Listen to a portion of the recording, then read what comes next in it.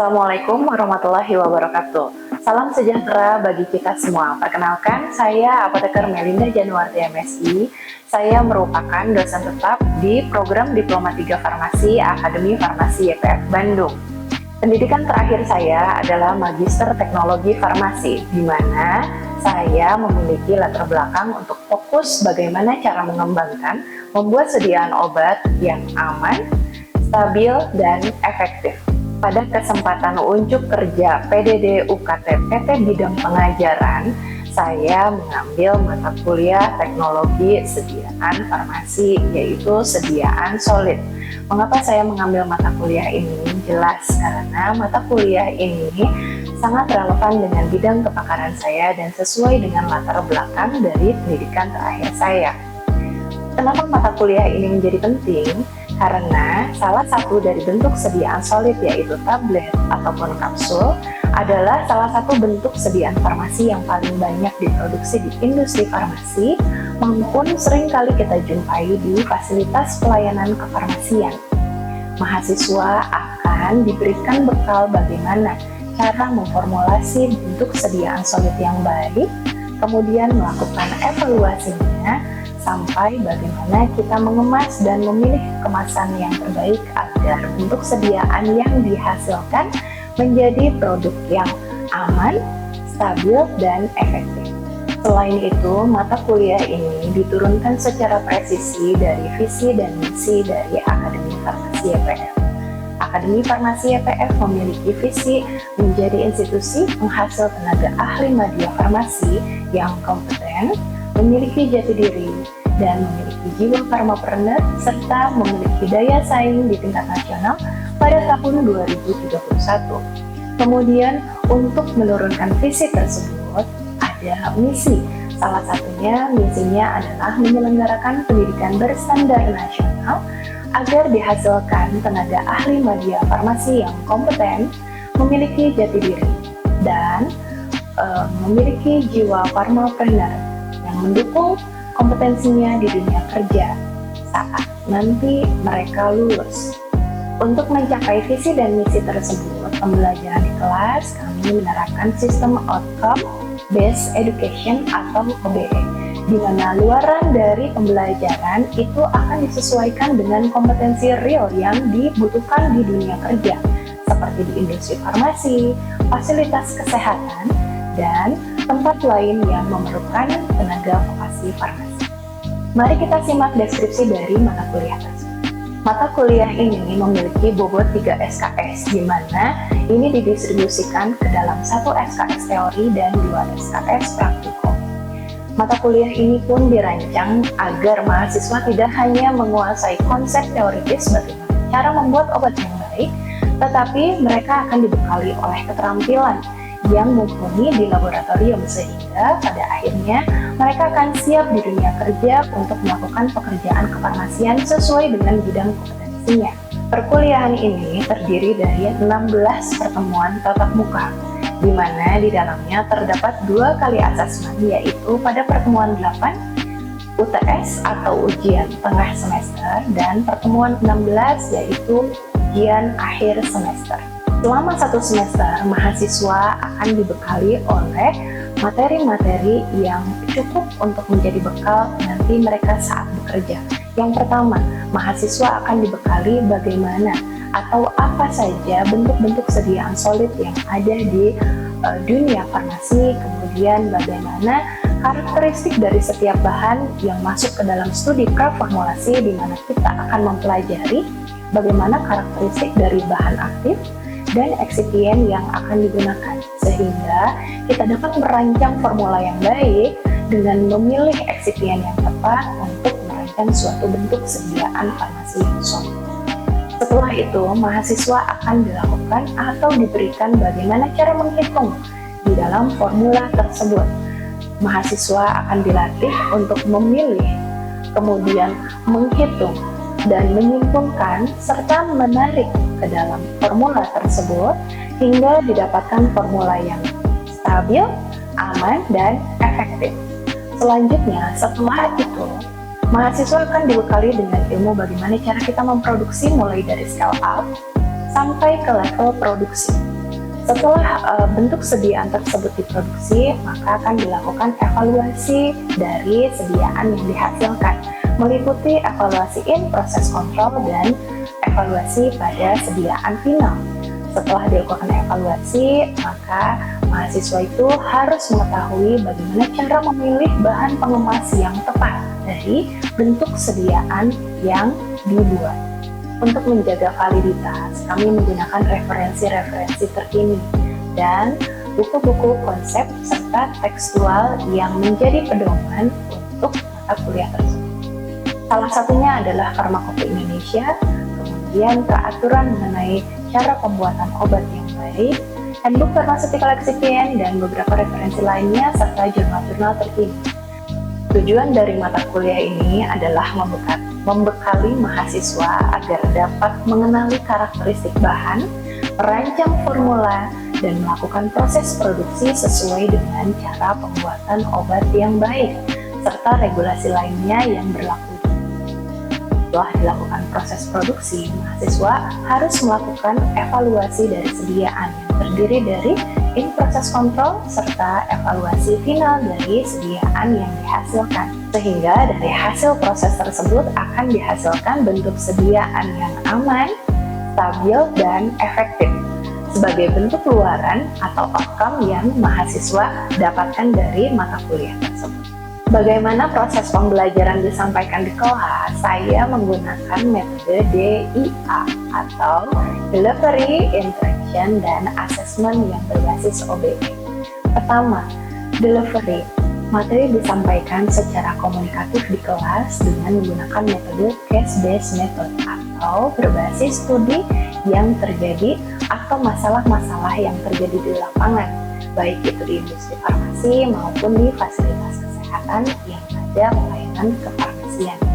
Kemudian untuk praktikum, saya menerapkan project based learning, di mana mahasiswa akan diberikan tantangan bagaimana cara menyelesaikan permasalahan yang terjadi di formulasi, mulai dari awal sampai ke pengujian, yaitu di tingkat akhir di evaluasi sediaan farmasi. Yang kedua, interaction. Komunikasi akan dibangun secara dua arah, di mana dengan komunikasi dua arah, saya sebagai fasilitator dalam pembelajaran dapat mengukur tingkat pengetahuan mahasiswa dalam mengerti atau bagaimana mereka cara berpikir untuk menyelesaikan permasalahan yang diberikan. Ini membantu saya bagaimana kita bisa mengetahui tingkat kemampuan dari setiap mahasiswa. Yang terakhir adalah assessment. Assessment diberikan dalam berbagai macam bentuknya. Bisa melalui ujian tengah semester di pertemuan 8 atau ujian akhir semester di pertemuan 16. Selain ujian berbasis CBT atau teori, saya memberikan ujian praktikum dengan memberikan studi kasus secara langsung di laboratorium yang harus diselesaikan oleh mahasiswa. Selain itu, kita dapat memberikan kuis interaktif, kemudian diskusi kelompok, dan berupa presentasi atau project based learning. Bapak dan Ibu asesor yang terhormat serta rekan-rekan pembelajar semuanya. Mengajar bagi saya bukan hanya menyampaikan lembar demi lembar teori yang terdapat di buku teks, tetapi mengajar bagi saya merupakan seni mentransfer energi untuk menstimulasi daya pikir kritis, berinovasi, kemudian membentuk jati diri dan karakter yang baik, serta mahasiswa ini menjadi problem solving di lapangan atau di tempat pekerjaan. Melalui mata kuliah teknologi farmasi sediaan solid, saya berkomitmen untuk mendampingi putra-putri mahasiswa Akademi Farmasi YPF menjadi tenaga ahli media farmasi yang bukan hanya kompeten secara sains, tetapi memiliki jati diri, memiliki jiwa farmapreneur, dan siap berkontribusi nyata untuk ketahanan kesehatan bangsa Indonesia. Demikian pemaparan PDD UKTPT pengajaran dari saya. Mohon maaf atas segala kekurangan serta terima kasih atas perhatiannya. Majulah pendidikan Indonesia, majulah kesehatan Indonesia. Wabillahi taufik wal hidayah. Assalamualaikum warahmatullahi wabarakatuh. Assalamualaikum warahmatullahi wabarakatuh. Waalaikumsalam warahmatullahi wabarakatuh. Selamat pagi teman-teman semuanya. Hari ini bertemu lagi dengan saya dengan mata kuliah teknologi farmasi sediaan solid. Ya, hari ini kita akan membahas tentang metode pembuatan sediaan tablet. Nah, sebelum kita masuk ke materinya, kita absen dulu ya. Absennya jangan lupa lewat LMS. Jadi teman-teman silakan mengakses device-nya masing-masing untuk mengisikan kehadirannya, untuk nanti saya verifikasi kehadirannya. Yang pertama, hari ini kita akan belajar tentang metode pembuatan tablet, kemudian perhitungan formula. Jadi bagaimana cara kita menentukan, misalnya ada zat aktif, kita mau buat paracetamol tablet 500 mg nih setiap tabletnya ya, seperti yang beredar di pasaran gitu ya. Kemudian dalam satu tablet itu tidak mungkin kan isinya hanya paracetamol saja. Jadi agar bisa dikempak, dibentuk gitu ya, perlu menggunakan bahan-bahan khusus yang lainnya atau kita kenal dengan eksipien atau zat tambahan. Salah satunya adalah jenis tambahan yang digunakan? Laktosa ya, sebagai pengisi. Jadi kalau misalnya berat zat aktifnya 500 mg, otomatis karena ada bahan yang lain beratnya akan lebih dari 500 mg ya. Terus kenapa sih kira-kira volume masanya tuh harus ditambah? Karena mungkin pada saat proses produksi kalau menggunakan paracetamol murni, dia mungkin akan menempel di alat sehingga dosis yang atau kekuatan sediaan yang ditargetkan tidak lagi 500 mg ya, sudah habis pada saat menempel di permukaan alat-alat yang digunakan saat proses produksi. Kemudian yang ketiga adalah evaluasi granul dan tablet itu sendiri. Baik, setelah mengikuti perkuliahan ini, kami mengharapkan teman-teman itu harus bisa menjelaskan metode pembuatan tablet. Jadi ada berapa macam gitu ya metode pembuatan tablet. Kapan pakai kita pakai tipe yang satu, kapan pakai tipe 2, kapan pakai tipe yang ketiga. Kemudian yang kedua menghitung kebutuhan bahan fase dalam dan fase luar. Yang ketiga menentukan metode pembuatan yang sesuai. Dan yang terakhir mengevaluasi untuk granul dan tablet berdasarkan Farmakopeia Indonesia dan USP. Kira-kira USP kenapa ya digunakan sebagai referensi? Standar internasional. Ya, standar internasional sampai saat ini internasional tuh mengacunya hampir semua ke USP. Atau misal kita bekerja di industri farmasi, produk yang kita buat pengen kita ekspor tuh ke Amerika gitu ya, maka persyaratan atau mutu dari obat yang kita buat itu harus memenuhi kaidah atau standar yang ditetapkan oleh negara tersebut. Selanjutnya, kita akan berkenalan gitu ya dengan komponen penyusun tablet. Jadi seperti yang tadi saya sampaikan, tidak mungkin tablet itu hanya mengandung bahan tunggal. Jadi pasti ada zat aktif atau active pharmaceutical ingredients. Nanti kalau misalkan buka USP, buka handbook pharmaceutical excipient, buka buku-buku formulasi yang dari luar, penyebutan untuk zat aktif itu adalah API. Nah, meskipun API ini tuh adalah juga istilah kalau kita buat sediaan steril, namanya aqua pro injection gitu ya. Jadi nanti teman-teman kalau baca konteksnya pasti tahu, oh ini mah yang dimaksud kalau API yang di sini aqua pro injection. Kalau yang di formula ini maksudnya active pharmaceutical ingredients ya. Nah, zat aktif fungsi utamanya memberikan aktivitas farmakologi sesuai indikasinya. Kemudian ada diluent, pengisi atau filler ya. Dia fungsinya untuk memperbesar volume tablet dan memperbaiki kompresibilitas termasuk untuk mencapai keseragaman bobotnya ya. Contohnya gini, kalau teman-teman tahu di pasaran CTM itu kekuatan sediaannya berapa? 4 mg pernah timbang 4 mg? Kan kecil banget ya. Jadi nggak mungkin bisa langsung dicetak sebesar itu. Makanya kita perlukan diluent gitu ya, pengisi. Kemudian ada binder. Kira-kira binder itu atau pengikat untuk apa? Ya pasti dari kalimatnya mengikat ya. Mengikat membentuk granul yang kuat dan meningkatkan kekerasan tablet. Nah, jadi tablet yang dibuat itu harus memenuhi persyaratan kekerasan tertentu. jangan terlalu keras, jangan juga terlampau rapuh. Kalau terlalu keras, jangan sampai kita minum tablet, keluar tablet lagi. Ya, kan takutnya dulu waktu saya sekolah kalau minum obat cacing suka takut, karena takut yang keluar cacingnya tuh keluar masih hidup gitu ya. Tapi kan kalau sekarang udah itu ya, yang dipastikan cacing itu keluar pasti dalam keadaan mati gitu ya.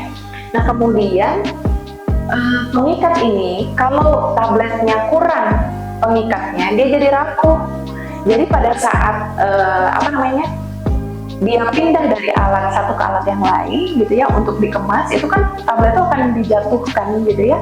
Nah dia hancur, atau pada saat distribusi pas keterima sama apotek, kok ini hancur sih gitu. Atau apakah ada yang pernah memperhatikan dapat obat yang tidak sempurna, entah itu stripnya kosong, dalamnya ternyata nggak ada obatnya gitu ya, atau obatnya berubah warna jadi titik-titik, atau dia udah terpotong gitu ujung-ujungnya. Nah itu sebetulnya tidak memenuhi syarat ya, tidak boleh kita membuat tablet sampai jadi seperti itu.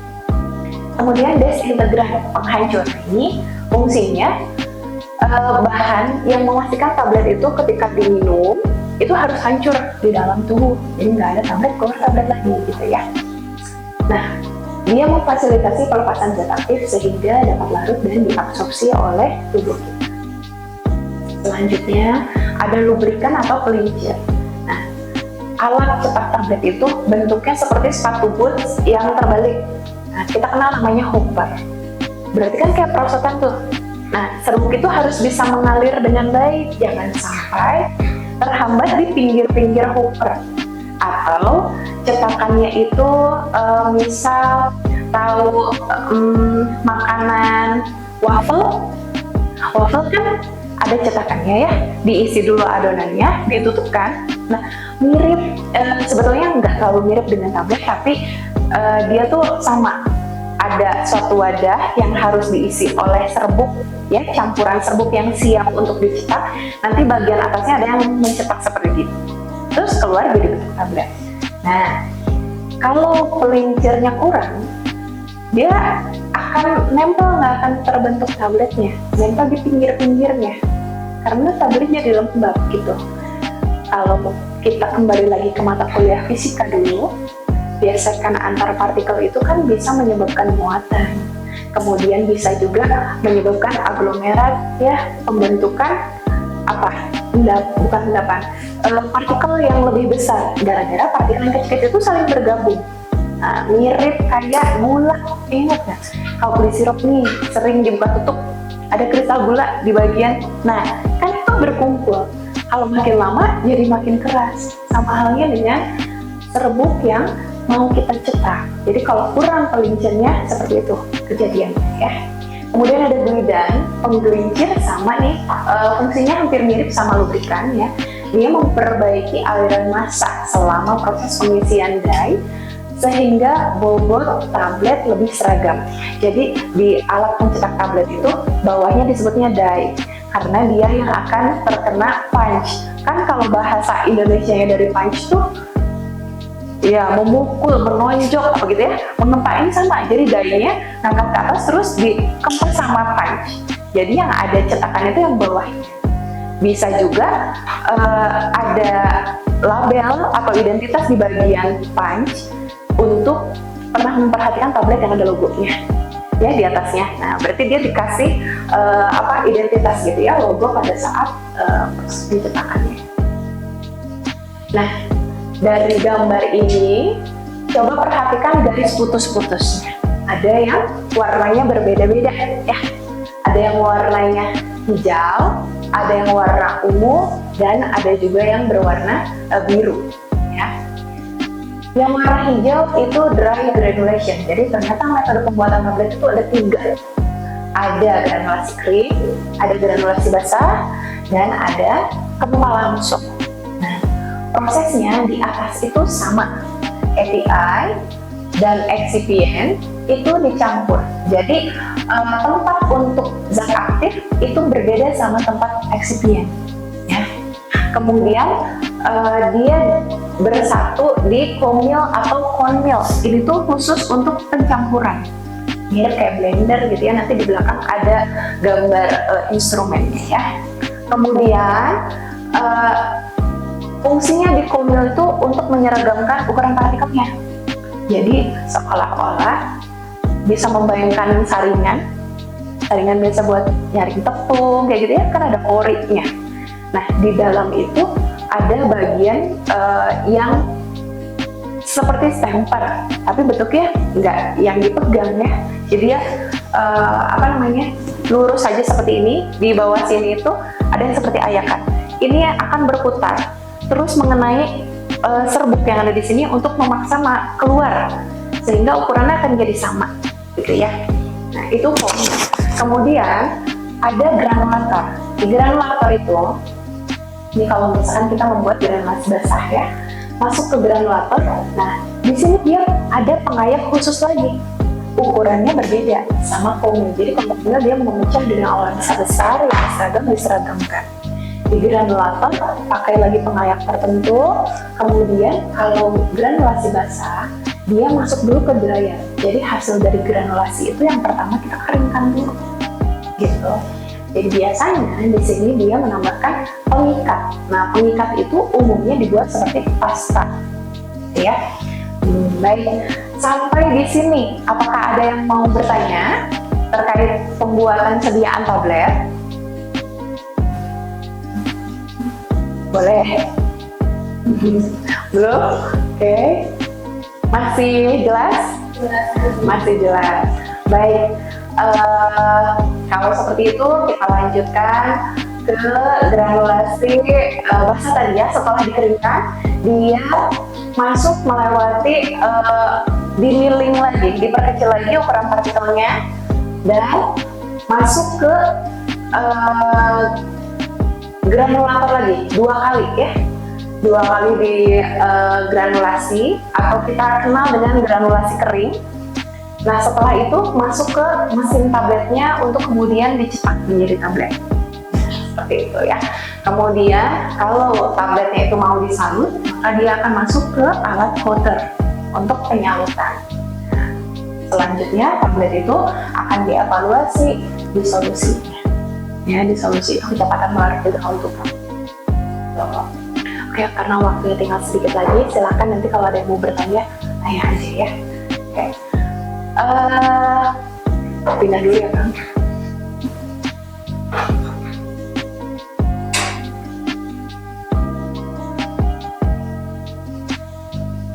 Nah, kita sudah sampai di akhir perkuliahan pada hari ini. Saya membuat sedikit resume agar lebih terlihat ya, kapan kita menggunakan kempal langsung, kapan kita menggunakan granulasi basah, dan kapan kita menggunakan granulasi kering. Teman-teman bisa melihat di sini kalau penambahan cairan di direct compression pun tidak ada, dan di dry granulation pun tidak ada, hanya ada di wet granulation. Kemudian pengeringan itu tidak ada di direct compression, ya, dan ada di dry granulation serta wet granulation. Kemudian lihat karakteristik dari API-nya. Kalau yang sensitif air, dia tidak bisa di granulasi basah, gitu ya, hanya bisa di direct compression. Kemudian yang daya alirnya buruk itu bisa diperbaiki di granulasi basah dan granulasi kering, gitu ya. Baik, sampai di sini ada yang mau bertanya? Boleh? Syarat atau ketentuan dari tablet yang disalut itu apa ya? Karena kan ada semua sedia tablet itu disalut. Iya, betul. Kapan tablet itu disalut ya? Yang pertama, kalau karakteristik dari bahan aktifnya itu dia sangat sensitif terhadap udara, higroskopis ya. Yang kedua, tujuannya tidak mau mengiritasi lambung. Yang ketiga, obat tersebut memang mau atau harus bekerjanya di bagian pencernaan bawah. Seperti tadi kasus cacingan, kan kalau di lambung nggak akan ada cacing, ya, tidak ada cacing, tidak ada mikroba lain ya. Justru kira-kira berapa pH lambung? Ada yang tahu? Ya, sangat asam 1-3 ya. Jadi obat itu dikehendaki atau dimaksudkan untuk pecahnya di usus dan bekerja pun di usus. Terus ada lagi salut gula. Nah, gula selain bahannya higroskopis, estetikanya. Ya, contohnya ada sediaan, misalnya sediaan Caviflex nih, maaf saya sebut brand. Karena umumnya multivitamin itu, vitamin B kompleks, vitamin C itu sangat sensitif terhadap cahaya, terhadap udara, terhadap air. Nah, karena isinya hampir semuanya vitamin, berarti bahannya semua fotosensitivitas, terus higroskopis ya. Jadi pasti bersalut. Coba nanti perhatikan vitamin apa yang tidak bersalut ya. Misalnya energon saja, kan dia mengkilat ya. Nah gitu. Sudah cukup jelas ya? Baik, kalau sudah cukup jelas, saya tutup pertemuan perkuliahan pada hari ini.